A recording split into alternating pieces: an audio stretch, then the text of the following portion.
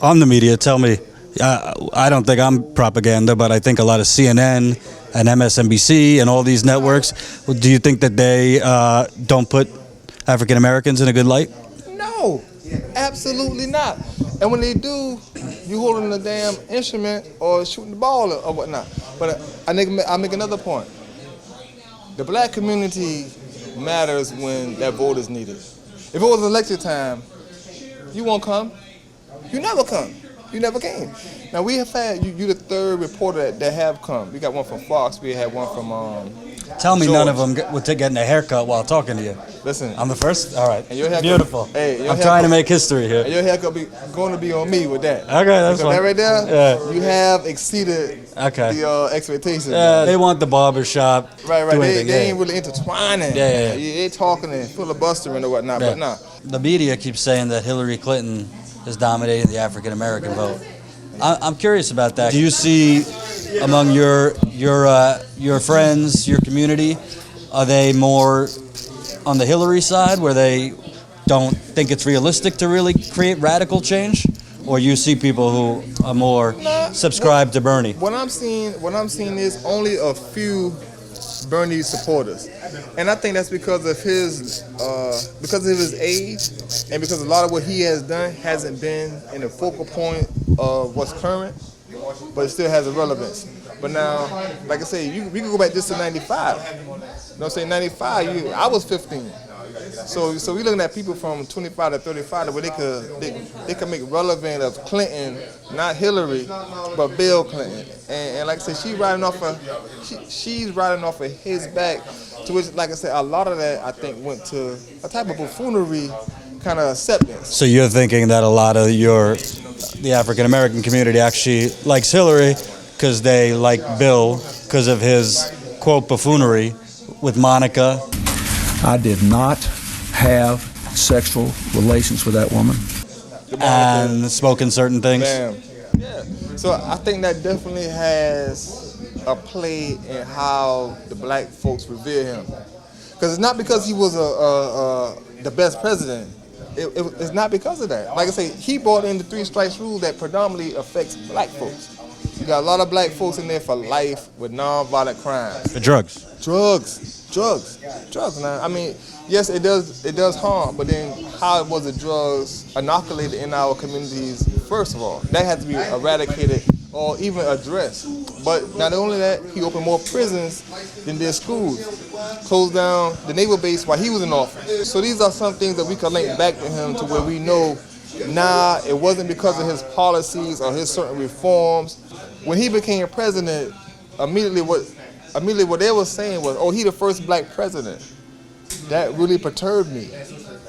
But because they're looking at his association. It perturbs you because you think he did a lot of negative things towards the black. It was negative all in all. I mean, because number one, like I said, we're not just the people who just smoke weed and get fellatio. That's just not who we are. You know what I'm saying? Yeah, we all do those things. White people smoke weed and get fellatio too. Any race. Yeah. Any race of people. Yeah. So I hated for that to be the anchor of what we was riding on. And at that time, that was because, I mean, I can remember, I'm like, what makes him black? You know, it wasn't a whole lot of answer besides. Well, people say they like that he played the saxophone on late night TV. Still, we're looking at stereotypical things that really relate back. You go to Dizzy Gillespie, oh, you know what I mean? 1 hour famous musicians or whatnot. You know what I'm saying? We go back to that right there, but still, we're not just a bunch of horn playing people. You know what I'm saying? We have real minds. What do you think, she's been challenged about this stuff, and she said, well, the 90s was also when everybody's wages went up, particularly African Americans, and the economy was booming. So she tries to kind of maneuver over to the positives of the 90s. Do you feel like his administration, which she was quite the advisor, she was very active, really helped African Americans a lot? No, because I consider help is something that's going to withstand. You know what I'm saying? Yeah, I know the economy fluctuates to a certain degree, but all in all, when you look at that poverty line, you're going to see a majority of blacks.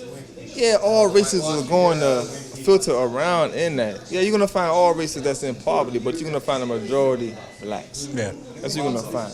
The highest unemployment's African American youth. Bam. Now, two, with that being said, you got employers that would rather hire someone who don't even speak English than to hire a black youth. Not because the black youth isn't mentally capable or physically able. Nah, it's because of what's been projected. I tell you what, this post, 500 years of slavery, 100 years of Jim Crow, 50 years of lynching, 75 years of miseducation and abuse, and currently dealing with day-to-day propaganda by the media, and we don't think that will affect the black community, it definitely does. You know what's curious to me, though, and I'm very careful not to make suggestions, and I don't know better than anyone, but it's curious to me why there's a disconnect here, because you guys seem to know the Clinton record, and that although we can't blame her entirely for her husband, she's her own woman, she was active, she was involved in that administration, whereas Bernie Sanders was arrested during civil rights, but more broadly, his message is about injustice. It might not be exclusively about mass incarceration, but he talks about the greed that has made the very few rise and kept the many down. And that doesn't seem to be connecting, in mass with African Americans. That's true. I think because, see, sometimes that one-eyed monster up there, called the media, it works in different ways, Right now, a lot of us don't look past Hillary Clinton because she was with Obama, the beloved president of the African American. That overshadows their thoughts. They don't even do research on Hillary Clinton. Most of us probably even know what a policy that she's running on. All we know is that she was in a campaign with Barack Obama, Bill Clinton, and that's the thing. That's the problem. Not doing our research. Because we were at a dinner a couple of weeks ago, First in the South dinner, where O'Malley spoke, Sanders spoke, and Hillary spoke. And a table right next to me were older African American women, and they were eating up every single thing she said. They loved her. Sad. Me myself, right now she's running with the Charleston 9 and all this other stuff like that. Before the Charleston 9 took place, right? You didn't speak out about racial injustice, profiling, I got a friend of mine, white friend of mine, right? Saw him the other night. He got his windows tinted. I said, your windows don't look like they're legal, tinted. He said, no, they're not. But I'm white, they're not gonna pull me over. He's right. He's right. When I'm at rallies, I was just in New Hampshire, I've been in Iowa, which are predominantly white. When you see Bernie Sanders supporters, one of the biggest outcries they have is the banks. I think if Teddy Roosevelt were alive today, a good Republican, by the way, what he would say is break them up. They are too powerful economically. They're too powerful politically. And that is what I believe and many economists believe. Among African Americans, is that a big issue for you guys, what Bernie's preaching? Or are you guys more focused on the racial issues, the social injustice as well? That is an issue. That is an issue because, like you said, now, it is an issue overall with the blacks, but does that directly affect us as much as it affects the masses? When we talk about that right there, that's a masses problem, as opposed to mass incarceration. Right. That's a black problem. Right. When you start talking about special education, you're talking about blacks. When you're talking about abortions, you're talking about blacks. You know what I'm saying? Now, certain issues affect the masses directly. Well, I do think the mortgage crisis, a lot of African Americans got those crappy mortgages because they were selling everybody a bill of goods. But not only that, right there though, I seen it on the news. They did a big old special on this on CNN. They had reverse mortgage loans, to where these people here are already subjected to not get no loans, but they reversed it. Boom. Now they give these people loans and knowing in the 4 to 5 years, we're going to take all your houses back from y'all. Yeah. It was a reverse mortgage loan that they did. Now they did this through the system. Yeah.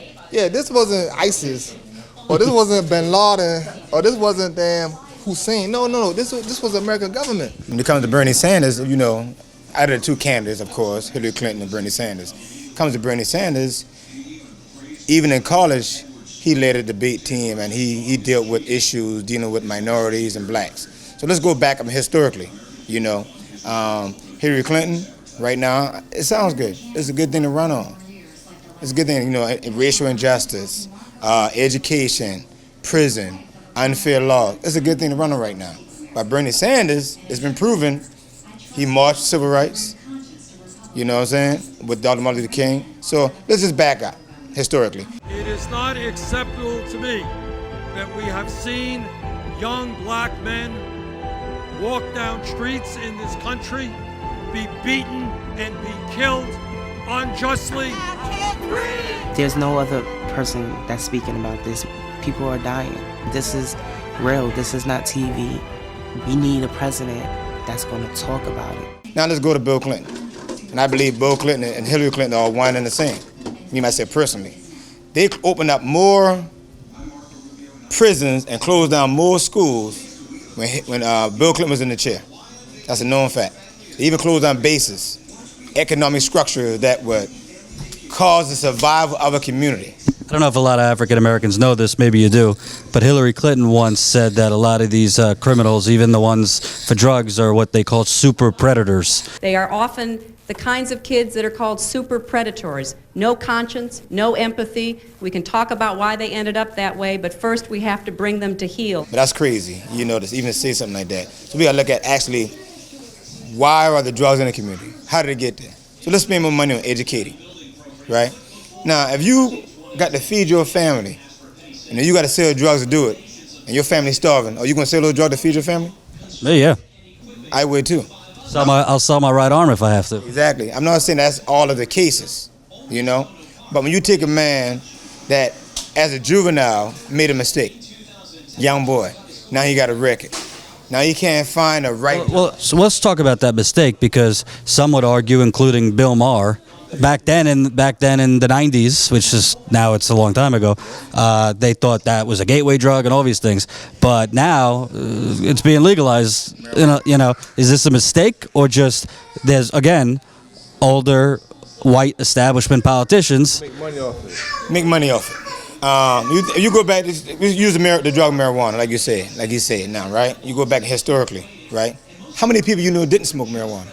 A lot of my friends do. Hey, I know a lot of people smoking now. I don't. It's not my choice. Alcohol is definitely more deadlier. How many people die from smoking blunt and getting in a car and wreck a car? Not many. Not many. How many people get drunk and kill their wives? Many. Many. How many smoke marijuana and they want to go and get something to eat and relax and chill out? Many.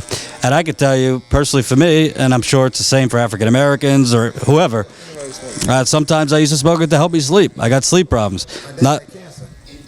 And that's the only thing that gave him appetite, was the marijuana, And if he wanted it, I'm going to get it for him at the time, you know what I'm saying? So I think it's medicinal. It's definitely, now that they can make money off it, it's like alcohol. Alcohol was illegal because they couldn't make money off it, right? Now that it's in every store. Find a way to tax it. Find a way to tax it. I mean, you look at the issues, right? Minimum wage going up to $15 would heavily help African Americans, I would think. Yeah. Correct? So Hillary's for $12. Senator Sanders, a lot of critics say it's not realistic, he can't pay for it, but he's talking about free public college tuition. I would say it's not that it's not realistic, it's that the people already in power don't want it. Of course they don't want it. So you're saying that the biggest, African Americans are their biggest enemy because they're not researching it.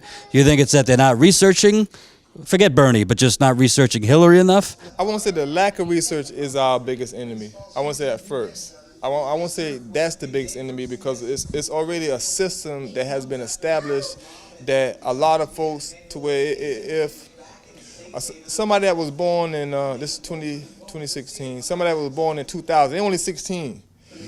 So they're not going to have the actual experience that I have being at 35. I've been here 16 years, damn near longer than them, to know about some of the different extremes. And then you could take somebody older than me and we could go back to back. But it's the way that they embrace.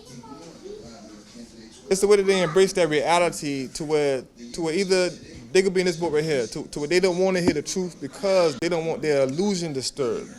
A lot of folks are living in an illusion.